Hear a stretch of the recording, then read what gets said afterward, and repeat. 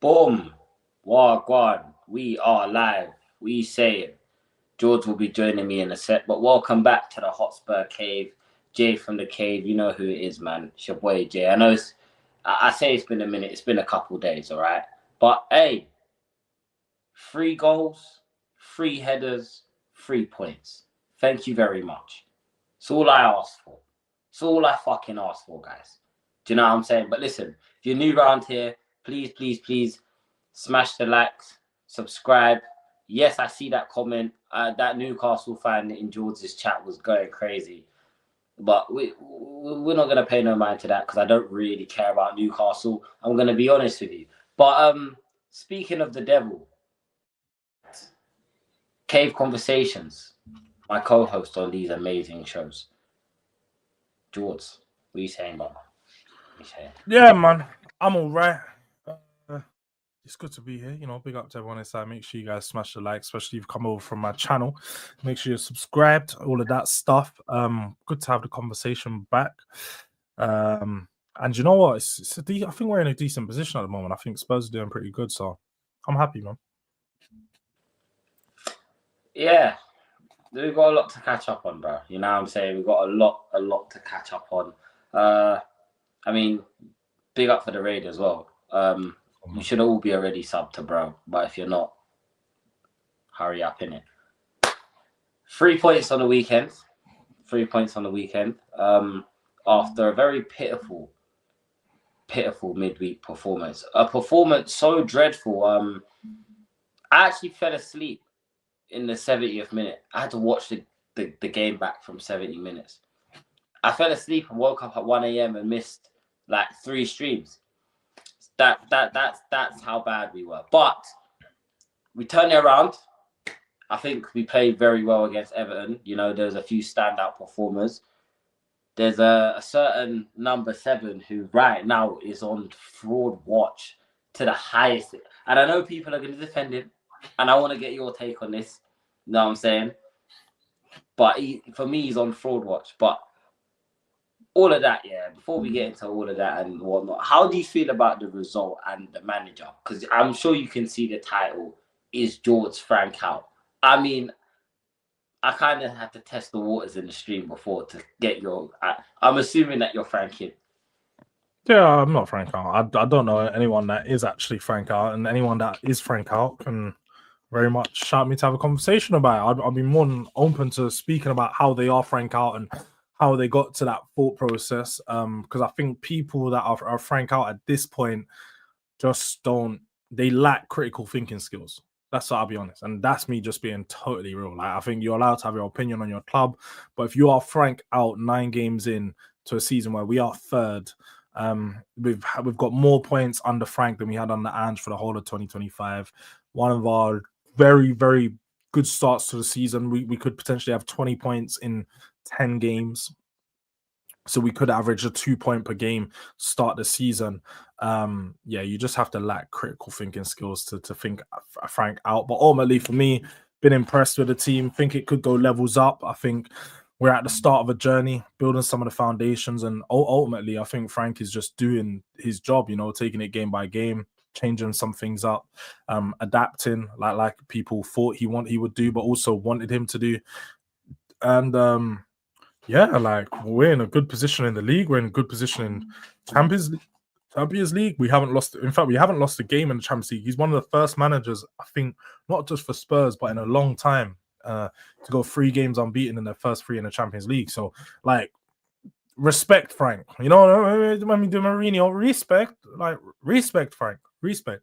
You know, one of them ones. That's where I'm at with it. Well, first of all, PFC, change your profile picture, man, please. Second of all,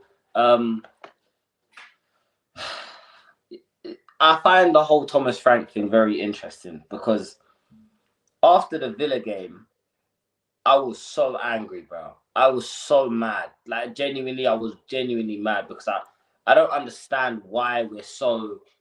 But then at the same time, it's like we were told to expect this throughout the season. We were told there was going to be a lot of highs and a lot of lows.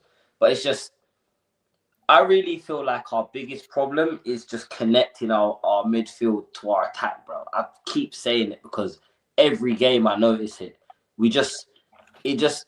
We're dying for Kulu and Madison. You know, I've really started to realize it, especially because our front three is so dreadful, and I know it's harsh on Kolo Muani and that he's just come back to fitness, but he is a terrible footballer, bro.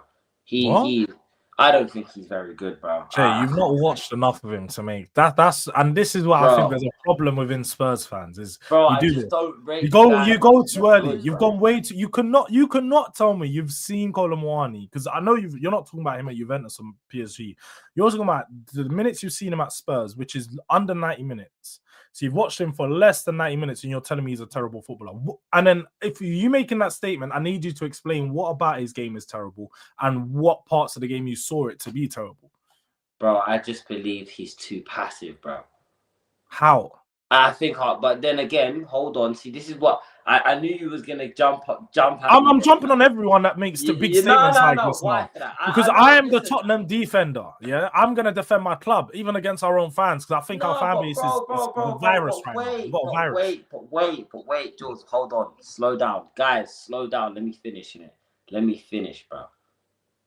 I don't think he's a very good footballer, bro. I also think him playing with this front three doesn't help, bro. I also don't think this front three doesn't help, G. Now, me saying that, does that mean that he can't, he's going to be shit for Spurs? No, he could. Again, I understand he's barely had any minutes and that he hasn't really been too fit, bro. But from what I have seen from him, I haven't been that excited. I'm sorry. It's the same. I feel the same way about a lot of players in our squad, bro. I feel the same way about Xavi, and he's had more minutes. From what I've seen, he's a terrible footballer. That's the terrible. Hey, let's be honest. Yeah, saying someone's a terrible footballer is like a reductionist argument. Maybe that's harsh. Maybe that's harsh. Maybe terrible footballer is harsh. I don't think he's I just don't think he's very good. Is that fair? I need to know, but this is the thing, G, and I'm doing this not just you. I'm doing this to everyone. I need you to tell me what is not good. I don't want Kolo Muani. He's a bang average footballer. He does nothing. He just runs in straight lines, bro. I said this on stream. Yes. We can go back. I want you to. But this is the thing is, we've got to start judging players for what we see them do at our clubs. If you're judging Xavi, you can judge Xavi and talk about his game for what you see him do at our club. That's fine. I'm not going to sit here and say Xavi's been cold because he done this at PSV or Leipzig. That's not what I'm doing. Wait. Tell me what you rate about Muani. I'm going to quickly get my door. 1 second. And so this is where people, and I think again, I don't go too one way, I don't go too far the other way. Sometimes I'm a bit more positive than I am negative, but let's just be honest, yeah. When we talk about Kolo Muani, from what we've seen so far, we can say that he's been better than our other striker options. I think when you look at the game against Everton, you said he was passive. I would say that he wasn't passive. He wasn't passive. I would say that even when you look at the moment on how we got that first corner, the first goal, came from him winning the corner. How did he win that corner? Was the ball was played down the right-hand channel. He held the ball up, it came to his feet. He had it received, had the defender on his back. He received it with the ball and the defender was on his back. Usually, when we've had Solanke or when we've had Richarlison, what do? Passive would suggest that they're not going to go forward. Passive, they would pass it back. That's exactly what they would do. They would pass it back and look for someone to build off of. He got the ball, spun the defender, ran it round him. Yes, it went out for a corner, but ultimately, he showed to be more than aggressive in taking on that player. So he can't be passive because he won the corner that got us the first goal in showing some aggressive behavior to try and get past the player. What else I've seen from Kolo Muani was his link up. Even there was a little moment on the edge of the box. I think who had the shot? I'm trying to think. It was the ball came. We had like a good little 1, 2, 3, 4 pass on the edge of the box, and it came to Muani, who laid it off to someone else, showing the ability to link up play and get himself in position.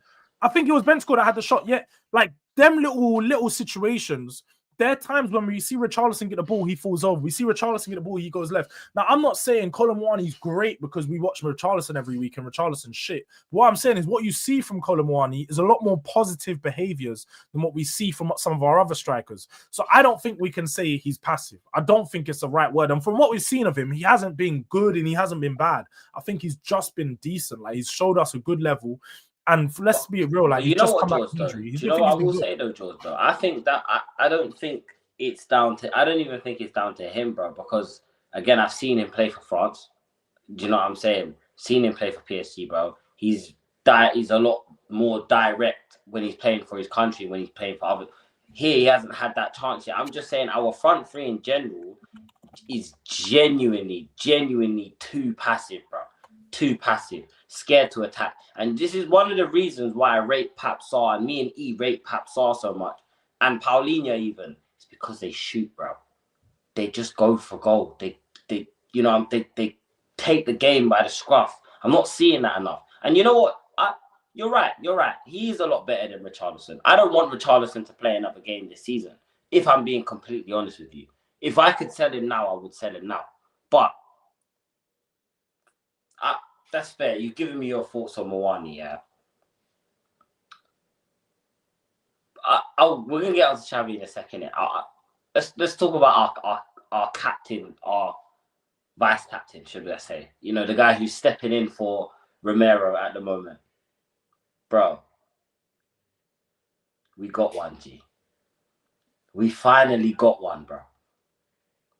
We got our player, bro. 10 out of 10 performance on the weekend, fair to say? Yeah, both him and Danso, to be fair. I think Danso, without the goals, I think Danso deserves Danso was the better defender. Like, Danso, for me, would have been man of the match if Van de Ven didn't score 2 goals. But Van de Ven scoring those 2 goals sort of shows himself to be the leader, be the mature player that we need, sort of leading us, like going out there, getting the goal. The second one was like the epitome of what I've seen, like, of what you want your players to do. That second header of when he pushed Pickford and then just jumped up and headed. That's what I want to see from our centre backs. I want to see him bullying the goalkeepers.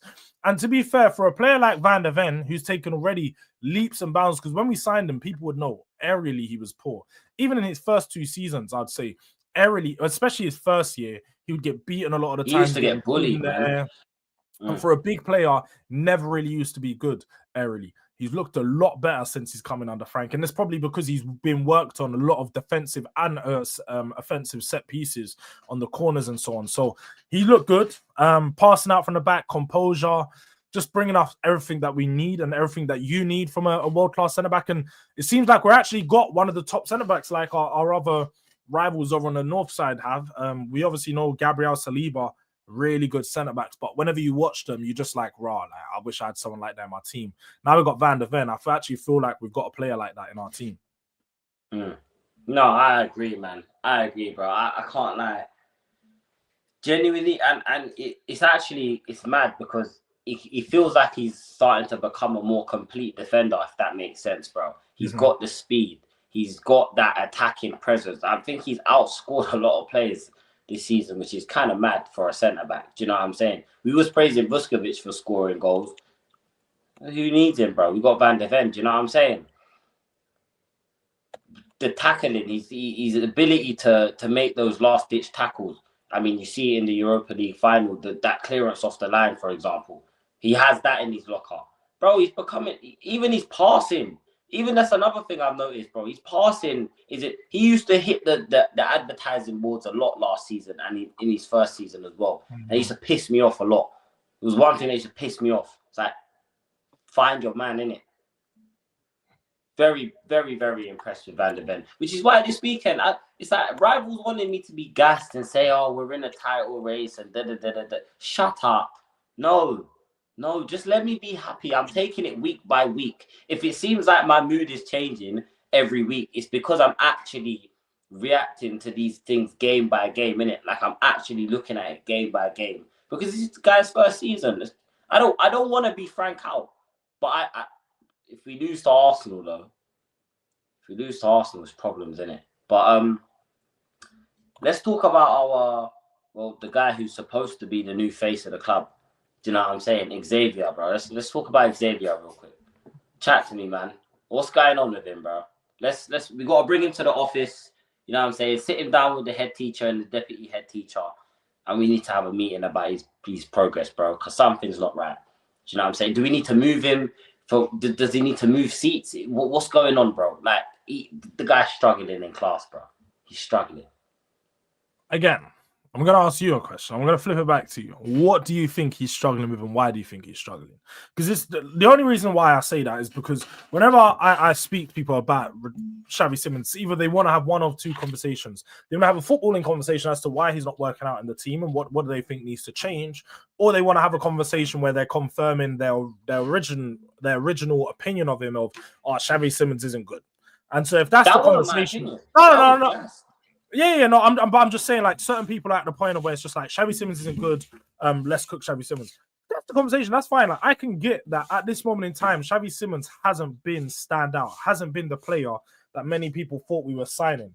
But how often do you have a player come into your team and within 3 or 4 games, especially of them coming into the Premier League, do they just hit the ground running and step it up, especially at 22 years of age? How often do you guys see that happening? It's not very often, man.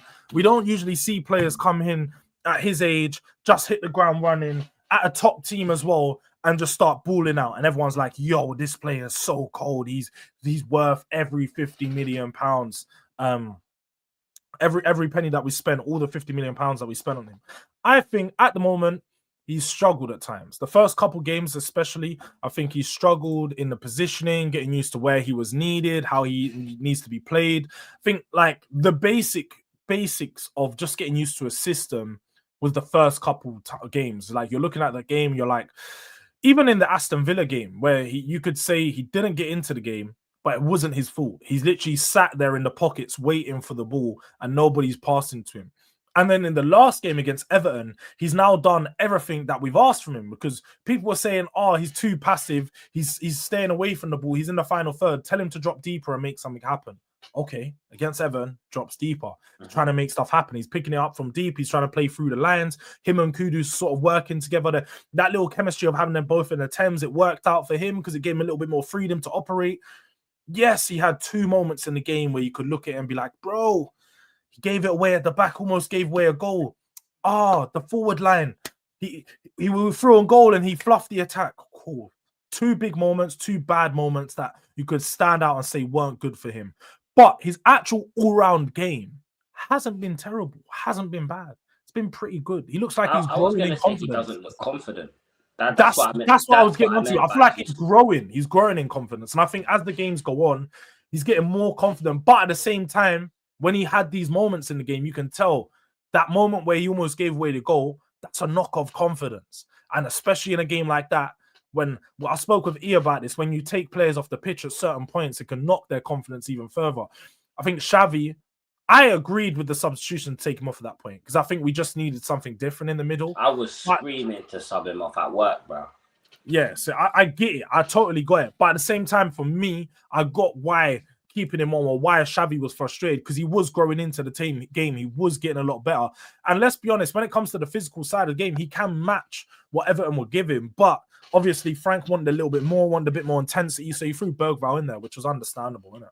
But what do you think of Xavi so far? What have you not been impressed by, and what do you need to see more of? Bro, in all honesty, I've been under what I've been expecting him to have scored by now. Genuinely, and maybe that's just me getting my own hopes up. Do you know what I'm saying? But then again, I look at the team, I look at the way our attack, the way we build up, and everything kind of goes through Kudus anyways. So it's all we score from a set piece. Do you know what I'm saying? So it's like I'm kind of giving him some leeway there. But in all honesty, bro, I just want him to run game. I kind of thought he would be that player that would come in and kind of just run the game, if you know what I'm saying. It doesn't feel like he. But then again, this is where I can kind of play devil's advocate. Kudus is running games, but he can't always do that. Do you know what I'm saying? I don't want us to be Kudus and Inshallah, bro. I want our number 10. The same way that when we got Deki playing in the 10, there's games where, bro, he's everywhere. It's literally his game, bro. Do you know what I'm saying? It's his game. You're just playing in it. And maybe that's my own fault for having that high expectation, bro. But just from what I know the type, because I know the player that he is, bro. When I'm seeing, and I'm seeing sparks, so don't get twisted. I've seen little flashes here and there of brilliance. Like, I've seen flashes. I reference this because this is my favorite thing that I've seen him do since he's been here, yeah? I can't remember who it was against. He dinked the ball from like right in front of him and made it go over the guy's head and dropped right for Porro, and then Porro smacked. Moments of brilliance, bro. Moments like that, moments of class. But I guess I'm trying to say I just expect him to run games more in it, which I'm not seeing from him. But I'm not saying that I would sell him or get rid of him or that. Maybe he just needs to be benched for a few games, bro. Pap Sarr, he's been performing well. He holds bench, comes on. What do you know? Scores a goal. Do you know what I'm saying? Like, I just think maybe he needs to be benched for a few games because when Son was here and Son weren't performing, we said the same thing. Maybe he just needs to get that hunger back. You bench him for 2-3 games, you start him, boom. Do you know what I'm trying to say? Yeah. But that's just I get it, and I totally get it. I think if people think that like it's actually like, not agenda driven. It's if I want to see people are on the guy case thrive. of I thought I would have seen more. That's fine. Like I get like you watch a player, you watch some compilations, you see a player at another club, you see the level he can bring. He comes to your club, he doesn't bring that level. You're obviously gonna think, when is it coming? I just think with him, because again, like I think the age is a massive thing to take into consideration because he's been playing so long. A lot of people think he's a lot older than he is. He's only 22. I generally think he's still, like I say, the confidence. We saw with Brennan Johnson, it took him a long time to even like. I remember watching Brennan Johnson 6 months on, come into the game and still look like he's just happy to be a Tottenham player. Just look like man's been happy to just be a part of Tottenham as a club. It took him a long time to really settle in. Now, I don't think that that's the same for Xavi. He's been at bigger clubs. I just think that he's now taking that time to settle in and get to the point of where he's like, okay, this is my position. This is what I can do. This is for me to make my own. Obviously, you've got Kudus doing a lot out there. I think he's just finding his like position in the team and sort of where he ranks in like the order of, oh yeah, like when you're going forward, when you're attacking, who's the go-to player. I think Xavi Simons has to prove that to the players as well, because at this moment in time, you can see everybody wants to get the ball to Kudus. I don't think he is lacking physicality. I think that's complete lie. I think when you talk about him, when you look at him going into challenges, especially defensively, because that's why I look at when I judge physicality on players, I look at how they deal with him in defensive scenarios. You can look at Xavi getting stuck in loads of games when it comes to challenges, when it comes to the 50-50s. I don't think he's lacking physically. I think he's definitely needs some fitness, though. I don't know if he can compete 90 minutes at the intensity of a Premier League game. And that's what I think people are failing to realize is that the intensity of the Premier League. Bro, I watched Brennan Johnson. I don't know people. Brennan Johnson was. Remember when he beat his player? First time ever he beat his man, bro. We watched Brennan Johnson beat his man on the weekend. He was blowing out of his ass, bro. Blowing. Whilst the corner was coming, man sat. I watched for like 10 seconds like this, going. One take on done this. Their pitch is massive, though. That pitch is huge, bro. That pitch is huge. Like the intensity. So I think he's still, and to be fair, Frank pointed out, I think he's still getting used to the intensity of the Premier League.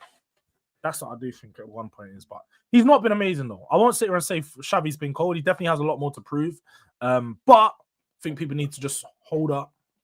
Wait a second. He's going to get good real soon. Hey, man, listen. Like I said, innit? People, oh my gosh. Big up skills. Man said little T. Anyways, yeah, like I said, innit? It's not, I'm not, this is not coming from no agenda because no one was more gassed when this guy joined than me, bro. Do you know what I'm saying? Nobody was more gassed. I went on 5 streams in a day, yeah, with shades on, doing this, bro. Do you know what I'm saying? I was saying the real ballers are outside. I said, who cares about Eze, bro? Do you know what I'm saying? I was gassed. And I think it's fair for me to say, I want to see more. Pause. You get it? I think that's fair. I think that's a valid take. Now, anyone saying that, oh, he's shit, breathe. Open your window, put your head out the window, breathe, go in your garden, go to the park, go for a walk. Just breathe, innit? It's not that deep. But moving away from that, obviously we got Newcastle this week. I hate this fixture so much. I really don't like this fixture, bro.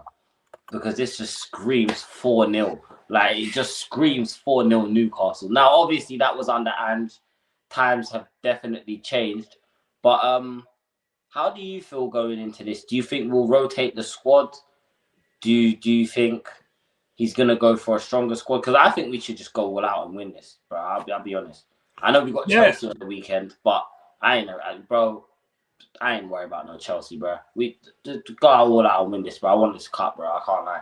That's what I said. That's what I was doing on my video before. Like, I feel like cup glory could be upon us. And I think this presents a good opportunity. We haven't won this trophy since 2008. I want to go out there and win another trophy. I think in the next couple of years, if we can't compete for the league, these are the types of trophies we want to go and do. We've seen Newcastle go out there and have a very strong run last year, beating the likes of Liverpool, Arsenal and Chelsea on the way to winning the trophy. So we got to go out there and do the same thing. If it means we got to go and play a strong side against Newcastle, I very much would. Obviously, we need to see a little bit of rotation, but I want to see a very strong team going out tomorrow. I just want to see us going out there. And I know you said it's got a 4-0 written all over it. I don't think it has a 4-0. But obviously, looking at our record, they've beat us 4 in the last 5 games. I think that we can take some fire from that and be like, yo, look, we've got something to prove. This is the current champions. If you want to show that we are out there to compete this year, let's go out there and beat the current champions. Could be a real statement performance for Thomas Frank. So I'm looking forward to it. And I think this is a big game for us, presents a big opportunity. And look, it's not just us. There could be a few other teams that go out. We're playing all on the same day at the same time. So if we do see like an Arsenal or Chelsea go out, it even presents an even bigger opportunity. So I think that we got to go all in for this game. I'll be honest. Got to go out there and win. Come on, man. Bin guy, thank you for subscribing. Because you must be subscribed. But bro, you alright? Is everything alright, bro? Is the chat cooking him? Chat, stop. Just let bro breathe. It's not that deep. John, stop this, bro. I want this. Bro, what's wrong with you, bro? What is wrong with everything I say? You find a way to try and take it out of context, bro. Stop this. Anyways, quick interval. There's no sponsor for this stream. Just like the damn stream, innit? Like the stream and subscribe, people. Please. That's all I'm asking. We're not going to be running for too much longer. I'm short on time, yeah? But anyways, we're going to get back to this Newcastle game. Kinski, do you want to see him in goal? I think we should give Vicario a break before his hands break. The amount of shots he's had to save over the last week. Do you know what I'm saying? I was cooking him before, but hey, I can't lie, yeah?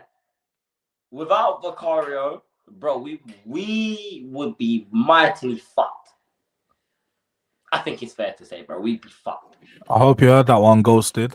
I mean, yeah, another player I've been right on. But you know, like I agree, bro. I agree. Like I think Vicario's been cold. Vicario, for me, I've been really impressed with him. Like again, the only weaknesses that Vicario has in his game is every goalkeeper has weaknesses.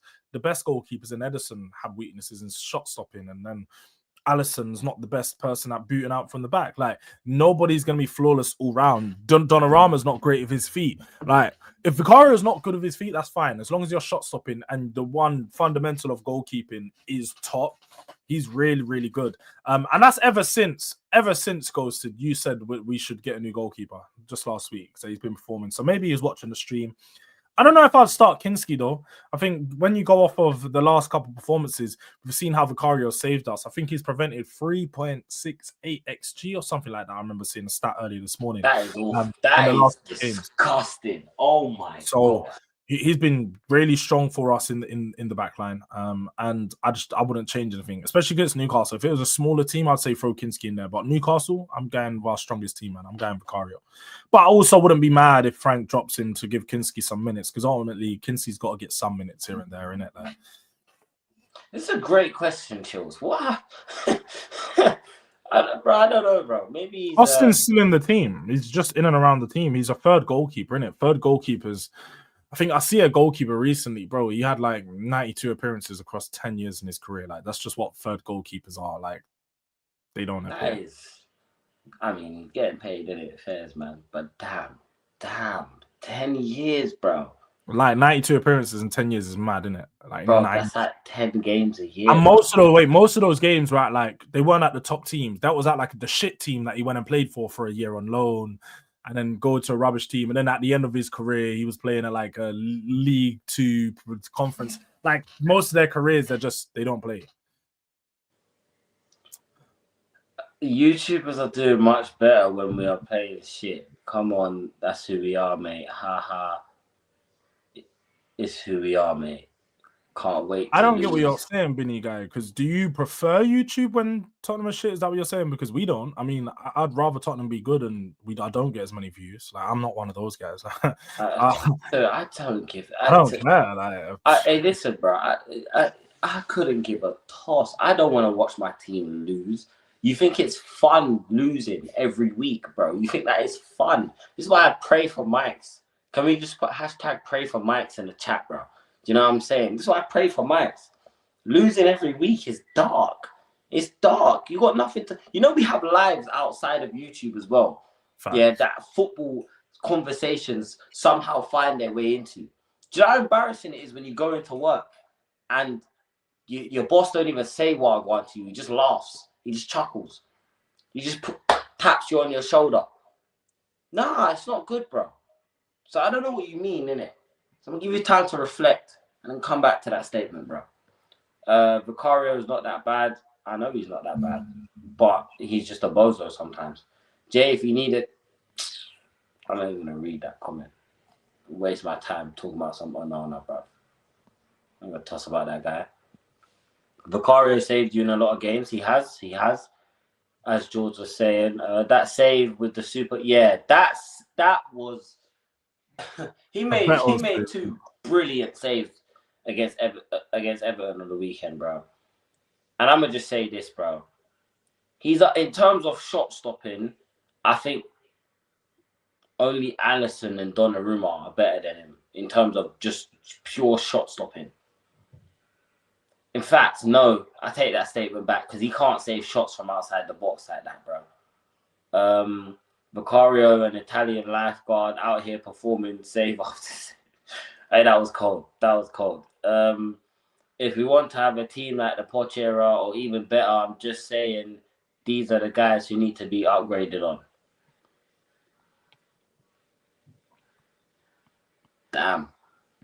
Damn. Chat's just saying Bing guy's going mad.